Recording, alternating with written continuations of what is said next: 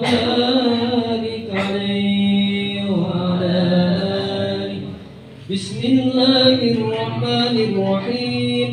لقد جاءكم رسول من أنفسكم عزيز عليه ما عنتم حريص عليكم بالمؤمنين رؤوف رحيم. إن الله وملائكته يصلون على النبي يا أيها الذين آمنوا صلوا عليه وسلموا تسليما.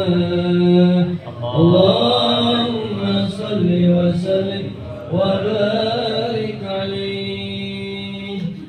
فاهتز العرش طربا واستبشارا وازداد الكرسي هيبة ووقارا وامتلأت السماوات أنوارا وضجت الملائكة تهليلا وتمجيدا واستغفارا. سبحان الله والحمد لله ولا إله إلا الله والله أكبر. سبحان الله والحمد لله ولا إله إلا الله والله أكبر. سبحان الله والحمد لله ولا إله إلا الله والله أكبر. ولم تزل أمه ترى أنواعا من فخره وفضله إلى نهاية تمام حمله. فلما اشتد بها الطلق بإذن ربه الخلق وضعت الحبيب صلى الله عليه وسلم ساجدا شاكرا حامدا كأنه البدر في تمامه محل القيام. صلى الله على محمد صلى الله عليه وسلم. صلى الله على محمد صلى الله عليه وسلم. يا نبي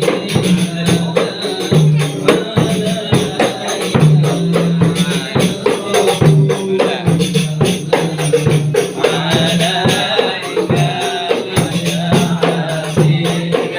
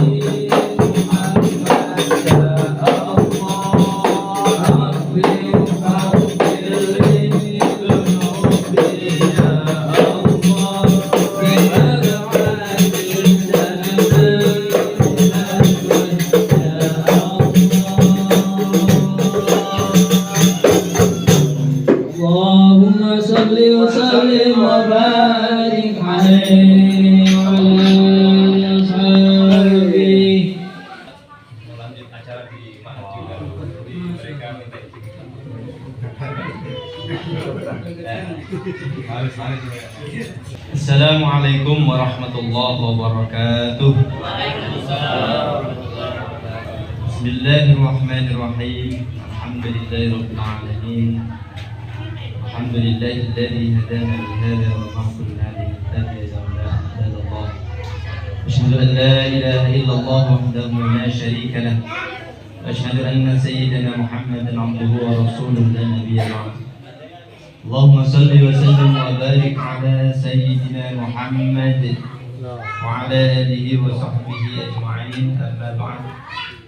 Hadirin mukarramin wal muhtaramin, para alim, ulama. Alhamdulillah hadir juga sesepuh kita Bapak Haji Muhdar yang dua, Bapak Haji Muhammad, Bapak-bapak, ibu-ibu sekalian yang saya hormati, segenap undangan dan yang berbahagia, sahibul hajah, Bapak Nur Fazin, sekeluarga yang alhamdulillah pada sore hari ini diizinkan oleh Allah untuk melaksanakan salah satu sunnah Rasul, kalimatut tasmiyah, yang sekaligus dengan akikah. Mudah-mudahan niat baik dari sahibul hajah, sahibul bait, Bapak Nur Fazin sekeluarga dimakbul oleh Allah Subhanahu wa taala. Amin ya rabbal alamin. Dan diberi karunia anak-anak yang solihah. Karena sementara ini masih solihah semua ya. Iya. Mudah-mudahan jadi anak-anak yang solihah, nurut pada orang tuanya, taat beribadah kepada Allah, dan berprestasi di mana dia tinggal menjadi pandangan yang menyenangkan, menjadi sesuatu membawa keberkahan di umat Islam, khususnya keluarganya. Amin ya rabbal alamin. Saya nggak tahu tadi alasan Pak Fazin memberi nama apakah benar seperti yang disampaikan. Kata-kata admin itu kan sempurna kan? Selesai sudah. Sempurna, sempurna betul. Ya mudah-mudahan nanti Allah menyempurnakan lagi. Ya, dengan kan sempurna belum betul loh. Iya. Masih ada lebih. Iya. Perlu coba lagi kalau kata pasti ya. Artinya apa? Anak kita adalah rezeki, tidak bisa ditolak dan tidak bisa dipaksa untuk meminta kepada Allah. Rezeki itu hak mutlak milik Allah. Jadi berapapun anak yang kita miliki itu adalah rezeki bagi kita sekalian. Kenapa demikian? Karena memang itu tidak bisa terjadi kecuali atas takdir Allah Subhanahu wa taala. Sehingga berapapun anak kita, ya itu yang kita syukuri. Saya punya anak 3, ya itu yang saya syukuri. Walaupun pengen anak lagi udah nggak bisa, nggak masalah. Sudah dikunci Pak Haji. Saya tahu semua. Kalau misalkan ada yang berbeda, Allah memberi cobaan yang berbeda kepada kita sekalian. Yang diberi anak, ya cobaannya dari anak itu. Karena cobaan Allah itu tidak jauh dari kehidupan kita. Terus kita anggap ini gantinya ngaji di masjid Pak Haji. Ini yang di masjid kan libur ini. Kita anggap di sini, nanti tolong diingatkan saya 5 menit sebelum maghrib baru sudah selesai. Jadi karena anak adalah rezeki dan sekaligus merupakan fitnah. Innama amwalukum wa auladukum fitnah. Jadi dari sisi rezeki yang merupakan kebahagiaan kita, tetapi jangan sampai kebahagiaan itu kemudian melupakan kita kepada Sang Pemberi rezeki. Terkadang ketika kita sudah senang dengan anak, itu lupa bahwa ini adalah titipan. Ekspresi kita di dalam mencintai anak berbeda-beda. Ada yang diantara kita yang memanjakan. Dah, kita kita manjakan, mumpung dia mau apa semaunya. Ada yang membiarkan saja, ya, udah dia bebas main sampai jam berapa, ya, begadang sampai jam berapa. Ini juga tidak tepat. Kenapa? Karena di samping nikmat, di samping rezeki, anak adalah amanah, titipan, kepercayaan.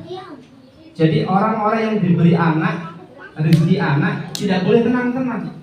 Ini berarti Allah sedang mempercayakan kepada kita, sedang memberi amanah kepada kita, yang itu nanti akan kita pertanggungjawabkan di akhirat.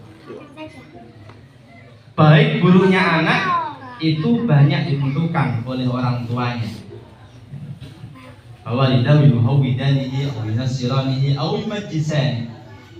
Padahal pada dasarnya kullu mauludin yuladu 'alal fitrah. Jadi setiap anak ketika lahir mereka dalam kondisi fitrah, aslul khilqah, bertauhid. Fitrah itu bertauhid karena sebelumnya sudah dijanji oleh Allah, alastu bi rabbikum. Tauhidnya sudah dijamin oleh Allah. Karena setiap ruh yang ditiupkan kepada janin itu sudah ditatar dulu tauhidnya. Allah bertanya kepada ruh yang mau ditiupkan pada janin, alastu bi rabbikum, kata Allah. Bukankah aku ini Tuhanmu, kata Allah. Maka ruh pun menjawab, qalu bala syahidna. Mereka menjawab, ya Allah, kami menjadi saksi. Nah, artinya apa? Anak kita ini pada dasarnya sudah bersih, bertauhid. Kok nanti tauhidnya tergoyahkan, bahkan bisa menjadi orang yang tidak bertauhid, naudzubillah, atau mungkin menjadi orang yang durhaka, naudzubillah. Itu adalah tanggung jawab orang tua. Ini sisi lain dari rezeki berupa anak, bahwa anak adalah amanah, anak adalah titipan yang nanti kita akan mengembalikan kepada Allah dalam kehidupan mereka setelah balik, apalagi sudah menikah. Kita sudah dianggap cukup oleh Allah untuk mendidik anak-anak kita. Tetapi ketika pendidikan kita belum bagus, ketika mereka masih bersama kita, maka disitulah tanggung jawab kita akan ditagih oleh Allah nanti di akhirat. Jadi ini dua sisi yang tidak terpisahkan, bahwa anak kita adalah rahmat, nikmat, rizki, anugerah. Tapi di sisi lain adalah fitnah, ujian hidup. Karena ujian Allah itu tidak jauh dari kehidupan kita. Bisa dari anak, dari tetangga, dari orang tua, dari suami, dari istri. Karena anak mempunyai posisi yang begitu penting dalam kehidupan kita, maka Rasulullah Sallallahu Alaihi Wasallam mengingatkan kita. Dalam banyak riwayat disebutkan, misalkan hakul walad 'alal walid salas. Ada 3 hak pokok yang anak, masing-masing anak itu memilikinya, didapatkan dari orang tua. Hak yang menjadi kewajiban bagi orang tua. Yang pertama adalah ayyuhsina smahu. Setiap anak ini orang tua harus berikhtiar memberi nama yang terbaik, memberi nama yang bagus. Tidak harus keren. Keren kalau tidak bagus percuma. Ya. Dari sisi maknanya bagus dan dari sisi harapannya juga bagus. Atau yang disebut dengan tafaul, tafaulan. Setiap nama ada tafaulnya, ada sebuah harapan orang tua. Walaupun terkadang nama susah dipahami, tapi orang tua pasti ada sebuah harapan untuk memberi nama anaknya dengan harapan yang terbaik. Alhamdulillah Pak Fazil ini sudah pengalaman cari nama untuk anaknya. Orang pengalaman biasanya kan sekali, 2 kali, 3 kali ya. Nah, kalau 4 kali berarti sudah sangat pengalaman. Sehingga namanya sangat bagus. Admin Nurona. Admin Lana Nurona. Ya, dia bisa dipanggil Naura, bisa Naura. Sudah agak keren lah. Ini anak-anaknya Pak Fazil yang milihkan Naura ya. Kalau Pak Fazil pilih admin, terserah nanti panggilannya gimana. Kadang panggilan itu bisa berubah mana nyaman bagi anak. Jangan sampai panggilan itu membuat malu anak kita. Nah, ini tadi masalah panggilan tidak penting. Yang penting adalah nama yang di akte itu yang baik, karena itu yang akan dibawa sampai kapanpun, ya kan? Sampai ke sekolah, jadi ASN juga ditanya nama aslinya dan sebagainya. Nah, ketika orang tua sudah menyelesaikan tugas pertamanya, yaitu memberi nama yang baik, maka tugas selanjutnya adalah wa yuhsina rizqahu. Jadi harus mencarikan rezeki yang baik-baik, mencarikan rezeki yang halal. Insya Allah ini sudah menjadi hal yang dimaklumi oleh semua orang tua. Jadi tidak perlu dijelaskan panjang-panjang. Kenapa hal halal ini penting di dalam kita memberi nafkah pada anak kita? Karena rezeki yang haram, makanan yang haram itu akan menjadi percikan api di dalam daging mereka, akan menjadi api yang akan mendekatkan pada perbuatan-perbuatan buruk di masa hidupnya. Makanya jangan sampai kita menjerumuskan anak kita dengan mencampur, ya, atau bahkan memberikan nafkah yang haram kepada anak-anak kita. Dalam riwayat lain, wa ayyu'adibahu wa ayyuhsina adabahu. Ketika kita sudah berupaya untuk memberikan rezeki, jadi rezeki, nafkah itu adalah usaha zahir. Yang penting kita kerja, ya, semangat, dapat uang, sudah. Yang halal itu rezeki. Tapi tanggung jawab kita tidak hanya selesai di situ, karena ada sesuatu yang lebih berat sebenarnya. Wa ayyuhsina adabahu. Bahwa kita harus menjamin bahwa anak kita ini akhlaknya baik. Ini yang berat. Kita harus memastikan, setiap orang tua harus memastikan bahwa anak saya dalam didikan saya ini harus menjadi orang baik.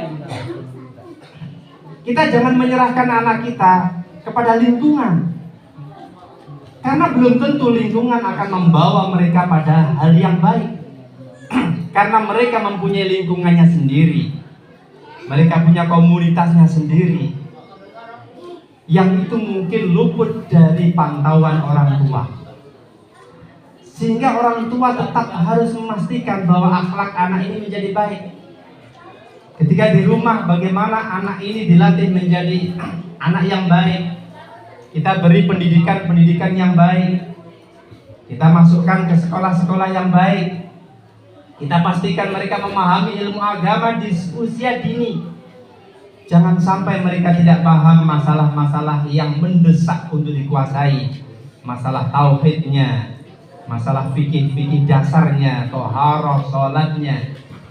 Karena ini hal-hal dasar yang perlu kita bekalkan kepada anak. Dan bagaimana akhlaknya. Ini tugas tidak ringan, sehingga antara suami dan istri kita harus kompak. Kita harus betul-betul punya visi yang sama. Kalau visi kita nggak sama antara suami dan istri, kacau ini anaknya nanti. Satu ingin sekolahkan di sana misalkan, satu enggak. Satu ingin mondokkan, satu enggak tega, di rumah saja. Kalau memang di rumah, ya di rumah. Tapi harus mampu menjamin bahwa akhlaknya bagus. Mondok itu tidak wajib, tetapi pondok pesantren itu adalah wahana, tempat yang memang disetting untuk membuat anak menjadi baik, walaupun hasilnya belum tentu. Karena banyak faktornya, terutama juga doa orang tua yang memondokkan anaknya.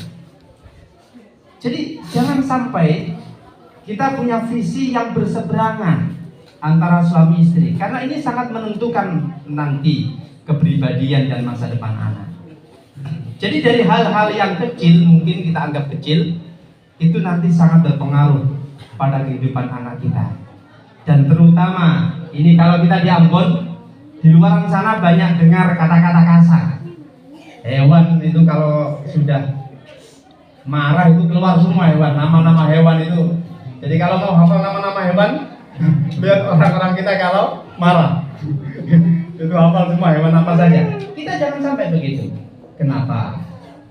Karena dalam konsep pendidikan anak, children see, children do. Kan ini masalahnya.